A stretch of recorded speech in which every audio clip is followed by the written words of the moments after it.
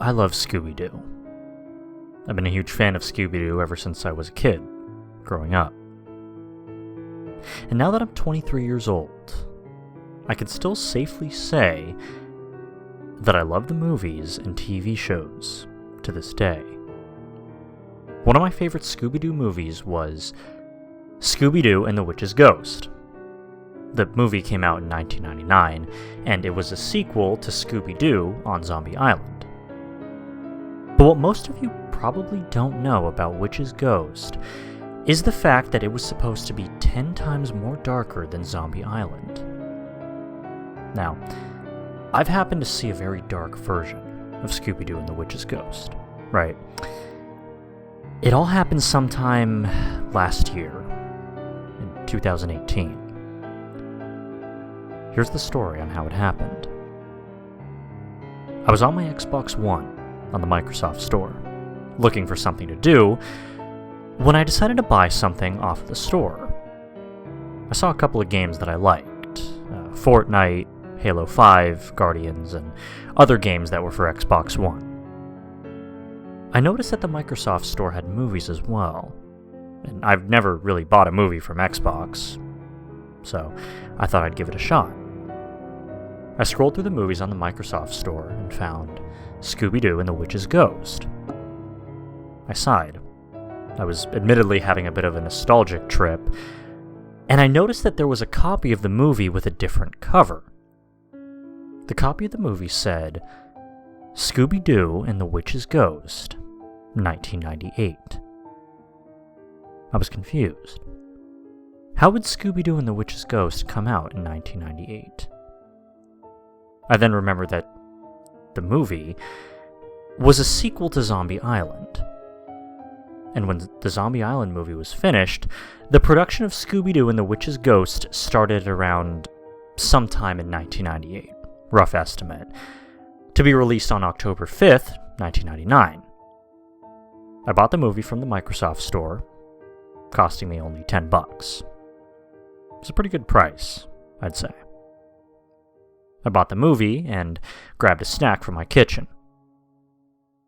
I got back to my bedroom to watch this weird and interesting 98 version of Scooby-Doo and the Witch's Ghost. The cover had the whole gang, Scooby, Shaggy, Velma, Daphne, Fred, the Hex Girls, and even Ben Ravencroft on the front. With the Witch's Ghost, of course. The movie started with Scooby and the gang in a museum, solving a mystery. A common scenario with every Scooby-Doo episode. The theme song started playing as well, as soon as Shaggy and Scooby were being chased by people wearing masks. As the theme song ended, the gang always wins the mystery of the people behind the costumes.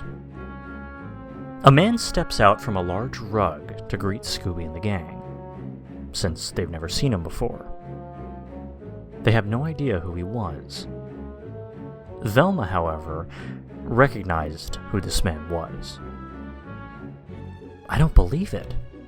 You're Ben Ravencroft, the famous horror writer, Velma pointed out. That's right. Ben Ravencroft replied as he walked over to the two officers, holding the two ghosts which had people hiding behind masks. And let's see who they are. Ben pulled off the masks of the villains who tried to scare the people away. And we would have gotten away with it if it wasn't for that meddling writer, one of the men said to Ben. The gang was surprised at this. At least he didn't call us kids, Fred said to Shaggy. I hate that.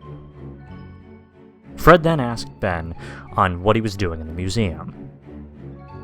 Well, I'm doing research on my next novel, he explained. When I saw these people acting strange, though, I had to find out. Velma then explains to Ben that she's a huge fan of his novels, and that she's read them. I know you, Fred, Daphne, and Shaggy and Scooby, of course. Ben also went on, talking about that he'd heard about the mystery gang solving these mysteries. Ben tells Velma that he'd be going back to Massachusetts this weekend, and explains that he comes back every fall. He invites the gang to come along. Really? Velma asked with excitement in her tone. We could sure use a break from solving creepy old mysteries, Daphne added. When Ben mentioned best foods in the area, Shaggy and Scooby were all excited about that. So far, the 1998 version of the movie was in great quality. The gang drove down to a town called Oakhaven, which is in Massachusetts. And when the gang gets there, Ben, along with Scooby and the gang, were surprised to see that the town square was crazy busy. It looked like something was going on, and Ben, along with Scooby and the gang, got out of their vehicles to see the mayor of Oakhaven. Ben, my boy, I'm glad you came home to see this. The mayor welcomed Ben along with Scooby and the gang. The mayor also explained that an Autumn Fest was going on in town. Hey, Ben. An old man's voice was heard. He sounded like he was in his mid to late 50s. Hi, Mr. McKnight, Ben said to the pharmacist. He handed Ben a t-shirt. Welcome home. Have a t-shirt before my store sells out. You can wear them to the concert tomorrow, Mr. McKnight replied. Oh, the Hex Girls, Fred added, with a gaze on the shirt. You've heard of them, Fred? Daphne asked. Fred pointed at a banner saying about the concert, featuring the Hex Girls. Ben looked at the t-shirt that he got from Mr. McKnight. The writing on the t-shirt was a bit disturbing on the other side. The shirt read, in quotes, I met the ghost of Oakhaven and died. What the hell? I asked myself, why would a t-shirt mention that in a kid's film? I really couldn't argue on this one. It was the 1998 version of the movie, after all. I'm sure things were different back then on TV. I expected some dark stuff. Velma then starts talking to Ben, saying that there's a ghost in his backyard. It's his own ancestor, the ghost of Sarah Ravencroft, the mayor replied to Velma, and surprisingly, this made Ben really agitated. That's stupid, Ben said. I thought we got through this. The mayor went on and explained about the ghost haunting this place, and the gang replied that they did in fact do ghost hunting. The gang was on a tour about how the village from the 1600s looked like. It was interesting to see Scooby and the gang interact with certain things about what life was like years ago. The mayor goes on more about Sarah being a witch, but Ben defends himself, saying that Sarah was a healer and not an evil witch. Scooby was digging near a tree stump and found what seemed to be a show buckle. Shaggy asks Scooby where he found it. No, Scooby replied. The gang talks about the ghost of Sarah Ravencroft, and the mayor explains that her spirit was disturbed when the town did construction. You'll see her tonight, the mayor replied. Shaggy and Scooby's stomachs then started growling. Oh, we'd like to see a pizza joint. We're starved, Shaggy said as Scooby agreed. The mayor walked them both to the restaurant, while Velma, Daphne, and Fred went with Ben to his studio. The screen transitions to a restaurant, where Shaggy and Scooby were ordering pretty much everything on the menu. Order anything from the menu, boys, the waiter said as he handed 2 menus to the two of them. After hearing the food that Jack mentioned, Shaggy and Scooby were drooling. Oh, give us 2 orders of everything, Shaggy said as the scene then transitions back to Ben Ravencroft's studio, where Velma, Daphne, and Fred were looking around. Whose portrait is this? Fred asked. Oh, this is Sarah Ravencroft. She's a Wiccan, Ben replied. I think a patient painted her image. Ben then explained to Fred, Daphne, and Velma the history of Sarah Ravencroft on what she did as a Wiccan. She mainly cured patients who couldn't afford medical treatment. She had a journal that she kept, and that it had all the patients cured written in that book.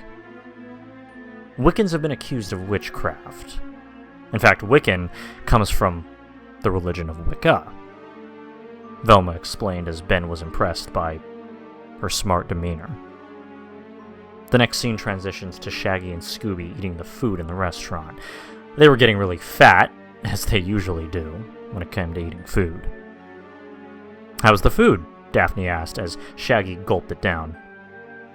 "Oh, pretty darn good," he replied. As the owner of the restaurant left to go to the market, Fred suddenly had an idea. "Come on, gang, let's go see if that ghost is going to make its appearance."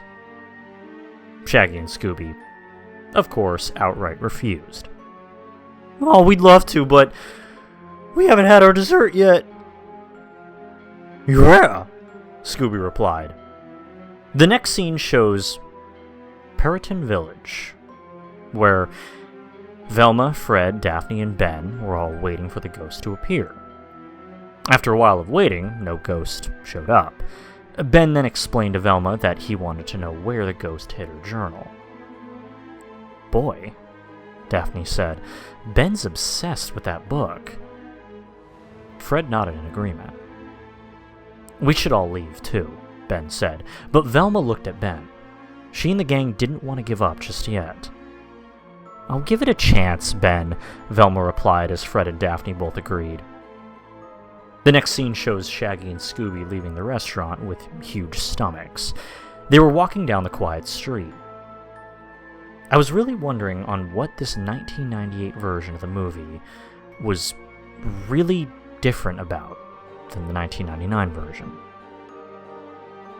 And sooner or later, I was bound to find out. Scooby and Shaggy then looked in one of the alleyways to see 3 girls walking towards them. "Like, hi girls," Shaggy said as he and Scooby both looked at their best towards the girls. "Hi," all 3 girls said. Something was off about them, though. They had pointy teeth, pale skin. They were vampires.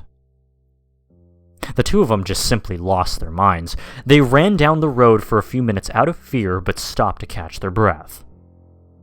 All of a sudden, a fireball was fired at both of them, followed by an evil laugh coming from a wicked witch. "This town should pay for what they did to me," the wicked witch cackled as she chased Shaggy and Scooby down the road until they bumped into Ben, Velma, Daphne, and Fred. "What's going on, guys?" Velma asked. "Rich's roast?" Scooby explained to Velma. "You saw the witch's ghost?" Velma asked Scooby as he and Shaggy both nodded. "Can you show us where you saw her?" Fred asked as he heard groaning from Daphne, who he sat on. "Can you at least get off of me, Freddy?" Daphne asked as Fred helped her up. "Sorry, Daph," Fred replied as Shaggy and Scooby showed their friends and Ben on what street the witch chased them down on. Fred and Daphne noticed some of the branches. They were from a set of trees that were broken. They looked up to see a straight line across them. The gang could hear hard rock music in the distance, and the gang wondered what it could be. "Let's go see," Velma said as the gang walked through the forest. Shaggy and Scooby, who were hiding in the bushes, moved the bushes around to see a stage where the concert would be held. "Hit it, sisters!" a voice from the lead singer said as she hissed on screen. "Zoinks!" Shaggy shrieked. "It's the witches!" "Easy, guys, it's just the Hex Girls," Fred said to Shaggy and Scooby. The Hex Girls were performing one of their songs on the screen. The song was called Hex Girl, and the song was in great quality. After the song had finished, Scooby and the gang clapped for them. They noticed that Scooby and the gang, along with Ben, had been watching them. "Thanks, but what are you doing here?" the lead singer asked, who was playing the guitar. "The concert's tomorrow," replied one of the backup singers who was playing the drums. "Wait a minute," said another backup singer who was manning the keyboard. "Aren't you Ben Ravencroft?" "Why?" Ben chuckled. "You aren't going to bite me, are you?" Oh, cool! I've always wanted to meet you. The Hex Girls jumped off the stage to meet Scooby and the gang. You're like one of us, the lead singer continued. Yeah, you understand what we're into, another one of the backup singers added. Shaggy and Scooby both shrugged as one of the backup singers turned around. She had blonde hair, wearing a green dress with green lipstick. She gave Shaggy and Scooby a creepy smile, a sort of demented look. Hi, she said, as Shaggy and Scooby got chills down their spines. So, your names are... Fred was then cut off by the lead singer of the Hex Girls. Thorn, she said, introducing herself. This is Dusk and Luna. We're eco-goths, Thorn explained. It's been nice meeting you all, but we gotta get back to rehearsal. As the gang walked away from the stage, Fred looked at them.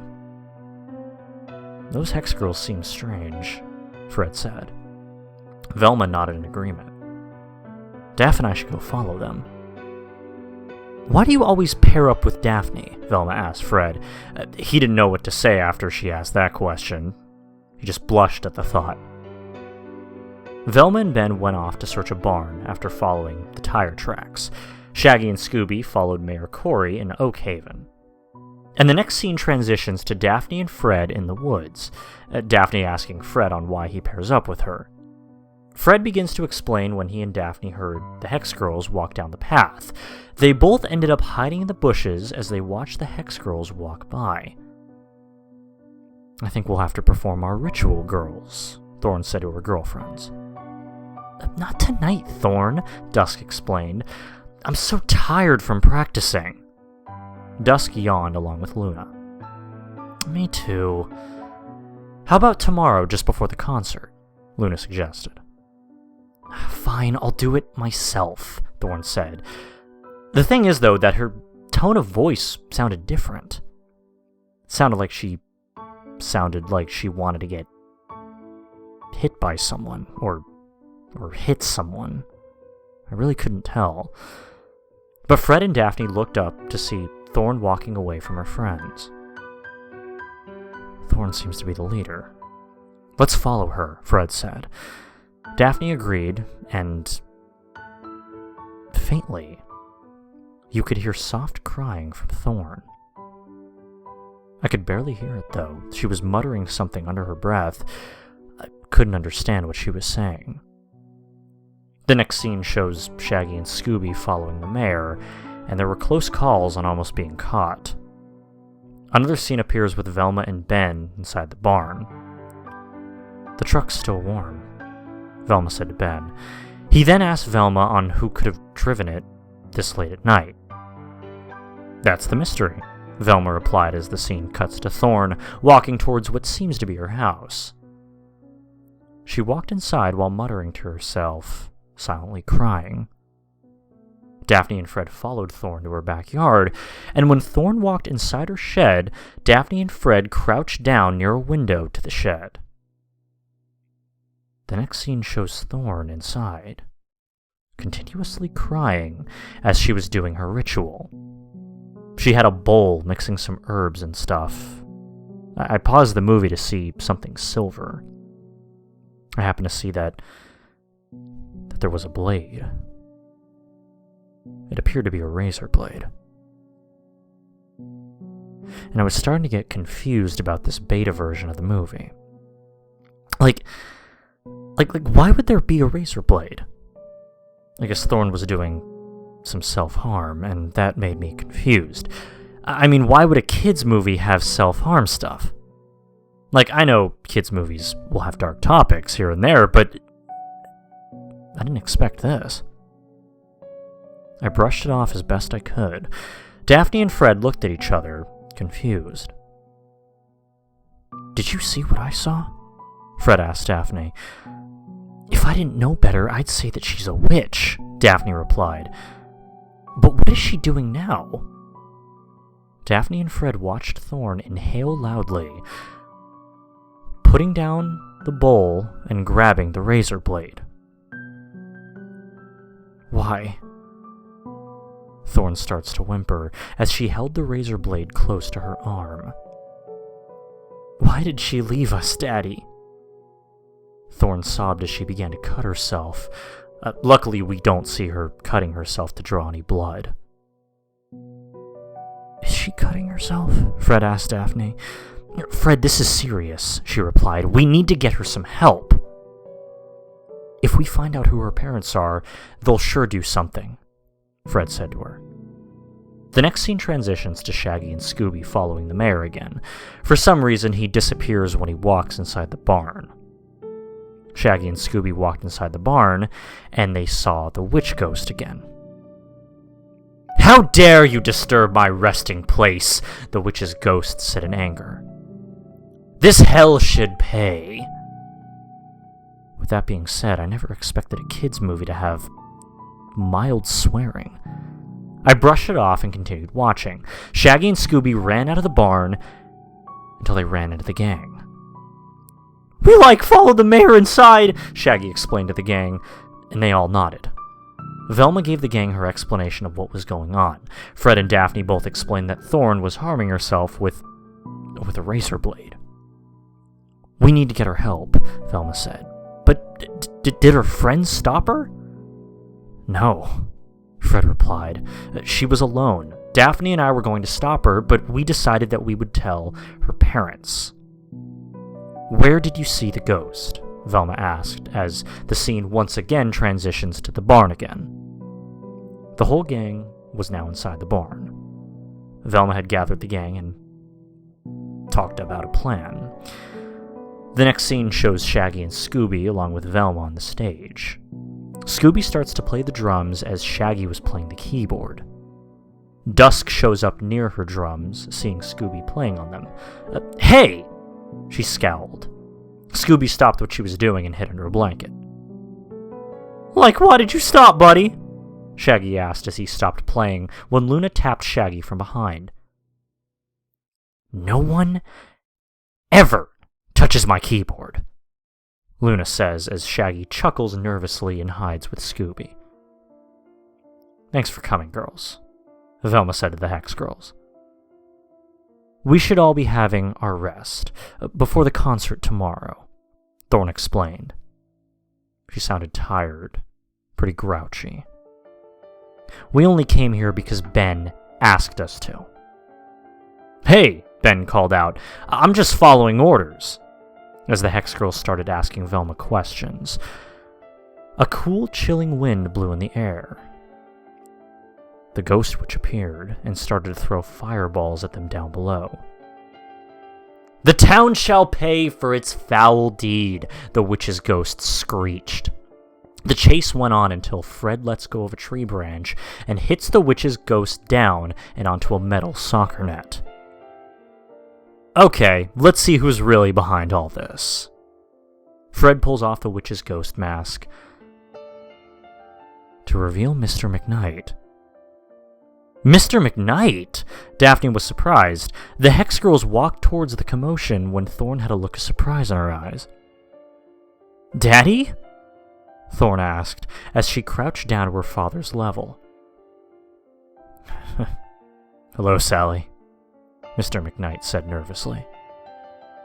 Your dad's the ghost? Luna asked Thorn. Your name is Sally? Fred asked as well. What the hell, Daddy? Thorn asked her father, having a tad bit of anger in her voice. Why would you do something like this? Now, mild swearing in kids' movies doesn't really offend me. I know it's a rarity, but I let it slide. After all, it was a beta version of the movie. The gang rounds up the clues to the witch's ghost, and they soon piece together why they were doing it. They were trying to drag Sarah Ravencroft's name through Ben's nerves, and Ben was super pissed off with the mayor and Mr. McKnight. The scene then transitions to the inside of Ben's house. The Hex Girls were looking at the picture of Sarah Ravencroft. So she was a real Wiccan? Luna asked. That's right, Ben replied. So cool, Dusk said in amazement. She's beautiful, Thorn added. Yes, I think so too, Ben replied, sighing. And I get so upset when people think that she's a witch. I think we owe you girls an apology for thinking you were... Fred stopped for a moment. Well, witches, Daphne finished. We saw you performing some ritual in your shed, and... Daphne stopped. We also saw one of you girls harming yourself. Oh, that? Dusk asked, confused. What do you mean self-harming? We saw this. Daphne showed the Hex girls the razor blade covered in blood. Thorn's face went into shock. I've been self-harming since I was 16, she explained. After my mother died in a tragic car accident, I've been unhappy since. Why didn't you tell us? Luna asked her. Thorn started to cry. I didn't know what else to do. She then sobbed into Luna's arms. Luna hugged her and looked at Fred and Daphne. Thanks for telling us, Dusk said to both of them. We're going to tell her father everything. We're going to get Thorn the help she needs. She dried her tears away from her eyes. And about the witches, we only pretend that stuff. It's just a gimmick for our band. We're kind of like Wiccans, Luna added. Just ask Thorn. She is one, after all. Luna then turned to Thorn. Promise me that you won't self-harm yourself again. I promise, she replied, as she cried the last bit of her tears. What about your fangs? Shaggy asked. Now, from the movie, I do know pretty well that the fangs were fake. But in this beta version of the movie, the Hex girls were real vampires. We've been vampires ever since we were in our early teens, Luna explained. I think it's some sort of a mutation or something. You don't scare us anymore, at least, Shaggy chuckled. The mayor and Mr. McKnight walked in and said to Ben that they were sorry for being a pain in his ass about Sarah. Shaggy mentioned the shoe buckle that Scooby found earlier in the movie. Scooby, can you show us where you found this? Velma asked. The scene then fades to an old oak tree. Scooby showed the gang where he found the old shoe buckle. Scooby then digs a hole near the oak tree, only to pull out an old box. Ben takes the box and opens it. And inside the box was an evil book. Ben, Velma says in shock, that's no journal at all. After she said that, shit starts to hit the fan. Because it isn't, Velma. It's a spellbook. Ben cackles evilly as he betrays the gang, including the Hex girls and even Mayor Corey and Mr. McKnight. See, Ben opens the spellbook to release Sarah when Mr. McKnight and the mayor are running away. Leaving so soon, are we? Ben pulls out a gun. It looked like a revolver, and fired a shot at Mr. McKnight. The sound of the gunshot scared the shit out of me, but where did the gun even come from? For that, I have no idea where the gun came from to begin with. Mr. McKnight was shot through the shoulder, which he fell and cried out in pain. The mayor was shot in the leg, which he was groaning in pain from it as well. Daddy! Thorn shouted as she and her friends raced to aid her father. Ben uses his magic, and the Hex girls were all thrown away in the air, crashing into a wall, knocking all three of them out. Ben then released Sarah Ravencroft's ghost after saying his spell to bring her back to life. Who are you? The ghost asks Ben. Ben Ravencroft, your descendant, he said. He had started a conversation with Sarah, and all of a sudden they got into an argument. I had no idea what the argument was about, but since the conversation sounded like they were talking in another language, Sarah traps Ben in a green bubble, The gang was all trying to get the book. Daphne and Fred decided to distract Sarah. 400 years? You can't live that long, Fred called out as he and Daphne began to run. That's it, Sarah growled as she summoned 2 werewolves to chase Fred and Daphne. Velma was being chased by a pumpkin that crashed into a tree. Shaggy and Scooby got the spellbook. Sarah then turned to the turkey. Kill them! Sarah screamed. She then transformed the turkey into a hyena and started to run after Shaggy and Scooby. A werewolf jumped on Daphne and started to attack her. Fred noticed Daphne's cries for help as she was trying to keep the beast from attacking her, but the werewolf then bites into Daphne's arm, causing Daphne to scream in pain. Fred all of a sudden was being attacked by a werewolf. Fred screams in pain along with Daphne. Thorn then slowly opened her eyes and woke up. She saw Daphne and Fred in danger along with the others. She walked into the battlefield. The werewolves both looked at Thorn. Dusk and Luna had also woken up, and they looked at everyone. You want to play rough? Thorn growled. Well then let's play. Thorn lunged at the werewolf and bites one, attacking Daphne by its neck. The werewolf groaned in pain as Thorn grabbed its fur and the werewolf runs off and onto the road. She lets the werewolf go as a truck was driving really fast. The truck actually hits the werewolf, but we don't see it, thankfully. Luna and Dusk were attacking the other werewolf that was attacking Fred. When Thorn bites its jaguar in its neck, the werewolf then dies seconds after Fred and Daphne get free. Shaggy and Scooby were running around with the book, only to try not to have Sarah get it. Thorn, I need you, Velma said as she places her hand on Thorn's shoulder. Me? What the heck can I do? You're a Wiccan, Velma explained. We need you to read the spell. It's the only way to defeat Sarah. Are you fucking crazy? I told you, I'm not really a witch. I was surprised that this beta movie had some violence in it.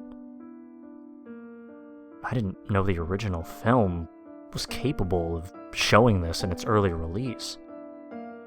You have Wiccan blood. You can read the spell. You don't have the book, Thorn rebutted. Scooby does, Velma replied, as Shaggy and Scooby were trying to pass the book to Velma, when Shaggy was being held by a zombie that jumped on him. It caused Shaggy to drop the book. Scooby took the book to run to Velma. The zombie was luring Shaggy away from the book when he jumped on Shaggy's upper body, like a jockey from Left 4 Dead 2 would do. Shoot this thing! Shaggy cried as Thorn noticed Ben's revolver on the ground. She picks it up and aims the gun at the zombie. She then shoots the zombie in the head, causing him to let Shaggy go. Sarah was now getting really mad. I've had enough! Sarah screams as she makes a tree come to life. It grabs Scooby as he throws the book and Daphne catches it. As Daphne was about to run, zombie hands grab her legs. Fred runs up to her and takes the book, only to have his legs paralyzed. Velma! He tossed the book over to Velma, who caught it and handed the book to Thorn. Read it quickly, Velma said as Thorn opens the book. She begins to read the spell. Sarah was so pissed off that she charged to Velma and Thorn. Ancient evil, get the death only good can represent, for the misdeeds you have done, which return from what you're become. With Thorn's spell being said, all the monsters holding the gang disappeared. Thorn, it's working, Velma said, as the book began to disappear. Sarah was then imprisoned back in her own book. Ben Ravencroft was free, but he was stunned. Sarah didn't drag him into their spellbook in this beta version of the movie. Daphne and Velma burned the spellbook instead. Ben's last book is the one the world will never buy. They sighed.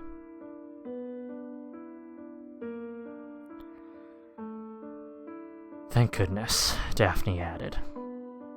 Luna, along with Dusk, assists Mayor Corey, and Thorn rushes over to her father's side. The bullet indeed went through his shoulder. "Daddy, look at me," Thorn said to her father. "We're gonna get help." "Sally?" Mr. McKnight asked his daughter weakly. "Yes?" Thorn asked, having tears in her eyes. "I'm sorry for not telling you that I was... that I was cutting myself." "It's all right, Sally." "Just don't do it again, please." "Oh, Daddy, don't do this," Sally said as tears swelled up in her eyes. "I'll be okay. I'm not gonna die." But you're bleeding." She then turned to Ben Ravencroft, pulling out the gun that she had earlier.